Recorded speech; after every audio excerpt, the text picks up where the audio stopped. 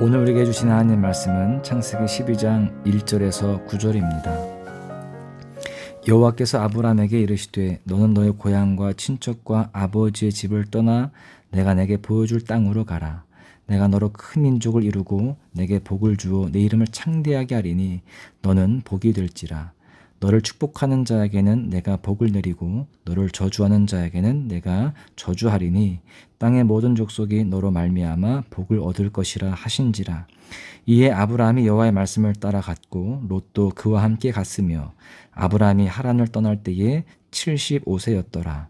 아브라함이 그의 아내 사레와 조카 롯과 하란에서 모은 모든 소유와 얻은 사람들을 이끌고 가나안 땅으로 가려고 떠나서 마침내 가나안 땅에 들어갔더라. 아브라함이 그 땅을 지나 세겜 땅 모래 상수리 나무에 이르니 그때에 가나안 사람이 그 땅에 거주하였더라. 여호와께서 아브라함에게 나타나 이르시되 내가 이 땅을 내 자손에게 주리라 하신지라. 자기에게 나타나신 여호와께 그가 그곳에서 제단을 쌓고 거기서 베델 동쪽 산으로 옮겨 장막을 치니 서쪽은 베델이요 동쪽은 아이라. 그가 그곳에서 여호와께 제단을 쌓고 여호와의 이름을 부르더니 점점 남방으로 옮겨갔더라. 아멘. 오늘도 주님의 은혜가 풍성한 하루 되시기를 축복합니다. 오늘 본문은 하나님께 부름받은 아브라함과 그가 가나안으로 이주하는 행적을 기록하고 있는 본문입니다. 먼저는 부르심이 있었고 다음에는 복의 근원으로서의 보내심이 있었습니다. 즉 소명이 있었고 사명을 주신 것이죠. 그리고 그 부르심을 통해 인생의 방향이 바뀌었습니다. 그 사명을 통해 인생의 목적이 바뀌었습니다.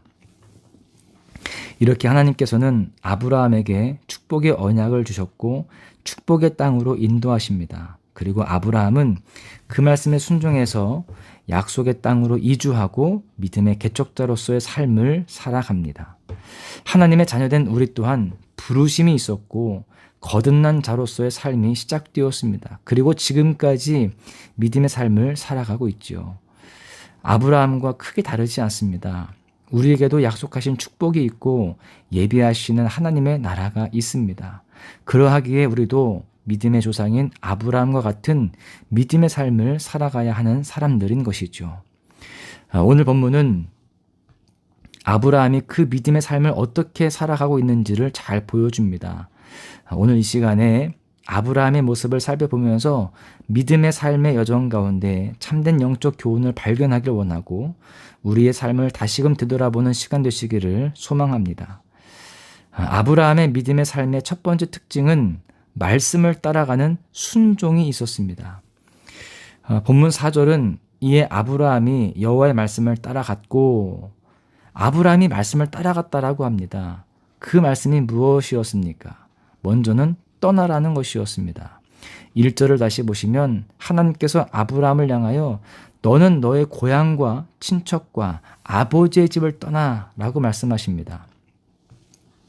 여기서 고향은 아브라함이 태어나서 지금까지 살아왔던 메소포타미아 지역을 가리킵니다.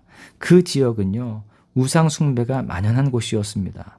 또 친척과 아버지의 집도 떠나라고 하시죠.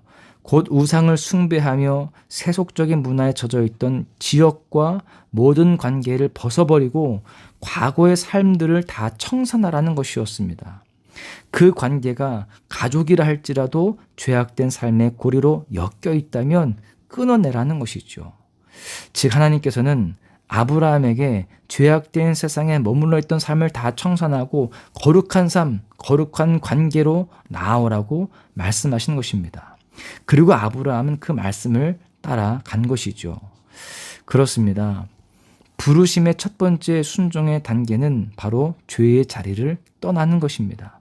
회개하고 돌이키는 것이죠. 그런데 아브라함에게 있어서 이 순종이 쉬운 결정이었을까요? 여러분, 고향을 떠나는 것이 쉽겠습니까? 친척과 부모를 떠나는 것이 쉬운 일이겠습니까? 그렇지 않습니다. 지금은 고향의 개념이 많이 약해져 있긴 하지만 옛날에는 고향은요, 큰 의미를 가졌습니다. 고향은 사회적인 유대 관계와 경제적 기반을 갖는 삶의 터전이었습니다. 고향은 편안하게 거할 수 있는 안전지대였습니다. 곧 고향을 떠나는 것은 엄청난 희생을 감수해야 하는 일이었다는 것이죠. 또한 가족을 떠나는 것은 또 어떻습니까? 부모와 형제를 버리는 일과 같습니다. 새로운 인생을 살겠다고 부모와 형제를 등지고 떠나는 것은 불효입니다. 그런데 아브라함은 그 어려운 순종을 감당합니다. 아브라함은 자신의 모든 것을 내려놓고 심지어는 가족과 친척들까지도 버리는 희생을 감수하면서 주의 말씀을 따라갔습니다. 주의 말씀을 그 어떤 것보다도 귀중하게 여기고 세상과 죄악의 모든 자리를 버리고 떠나간 것입니다. 우리도 주의 말씀을 따라가는 순종의 길을 가야 합니다.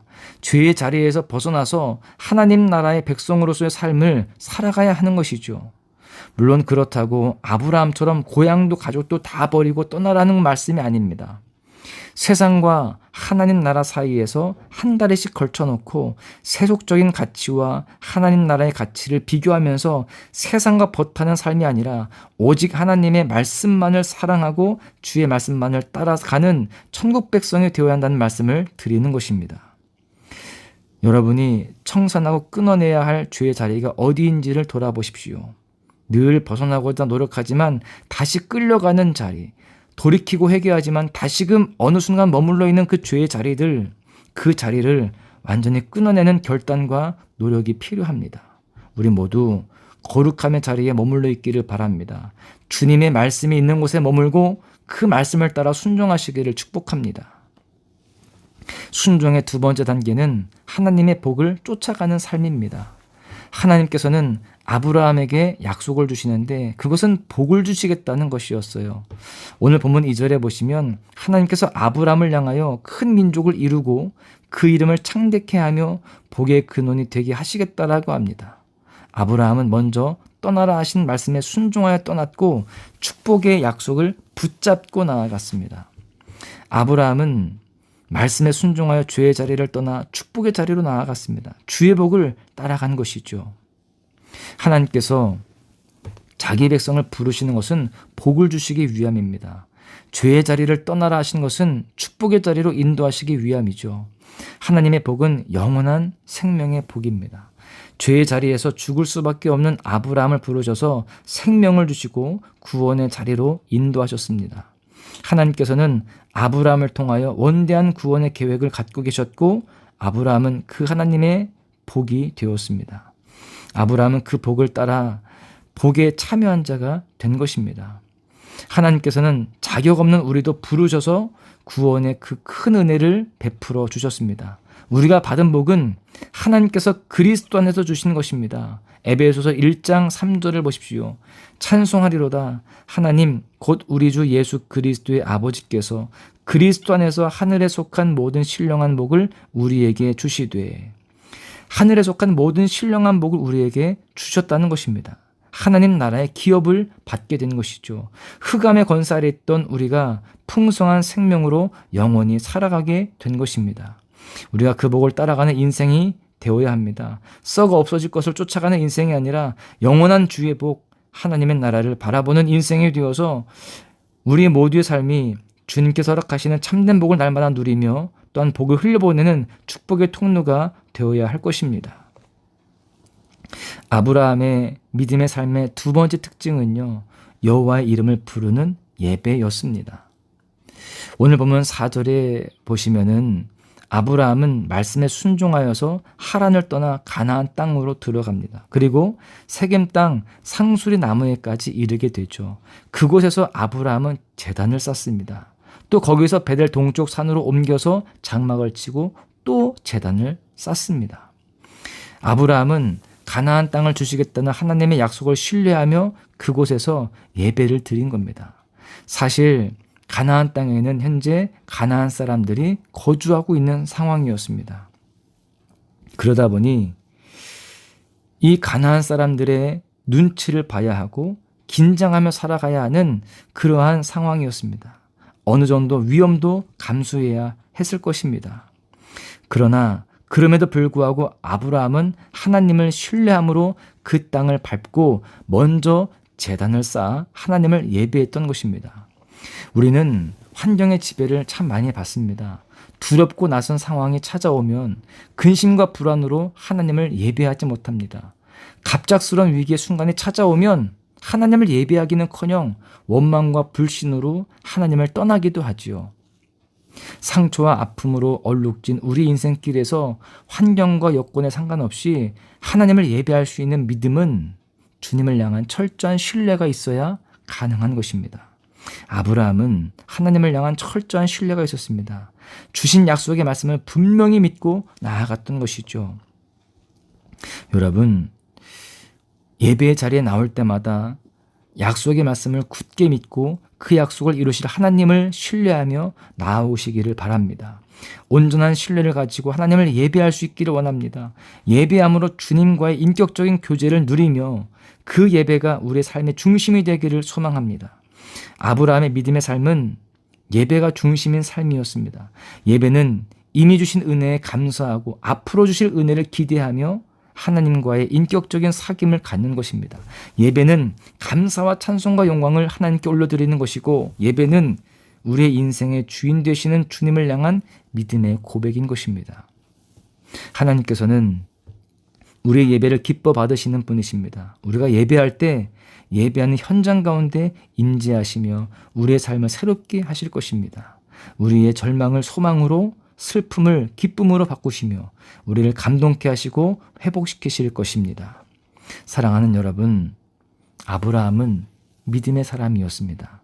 말씀을 따라가는 순종의 사람이었고 온전한 신뢰로 여호와의 이름을 부르는 참된 예배자였습니다. 우리가 아브라함과 같이 믿음의 사람이 되어야 할 줄로 믿습니다. 죄의 자리를 떠나서 거룩한 말씀을 따라가며 주께서 허락하시는 참된 복을 쫓아가 우리의 삶에 하나님의 나라가 임하기를 원하고 생명의 복을 온전히 누리는 주의 백성이 되어지기를 소망합니다. 주님께서 주시는 복을 풍성하게 누리며 감사와 찬송과 영광을 올려드리는 참된 예배자가 되어서 살아계신 주님을 오늘도 인격적으로 만나고 주님과의 사귐의 은혜를 깊이 누리는 복된 날 되시기를 주님의 이름으로 간절히 축원합니다.